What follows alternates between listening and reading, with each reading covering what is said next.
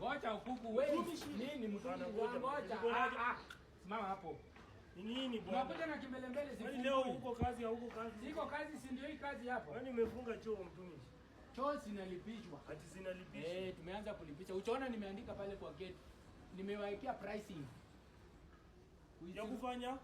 Si ungesema mwanzo. Sasa watu waishi. Pale nini? Hapana, tuwezi ishi huko. Okuku kama una pesa rudi mahali. Mtumishi unajua ni nini wewe? Leta shilingi 10 acha ndoko, acha miti ya 20. Alafu acha kupo ni. Unajua huwezi weka wivu na umaskini uone kama utanini mtumishi. Matusi unaongea. Si matusi, sasa tusitaingia choo.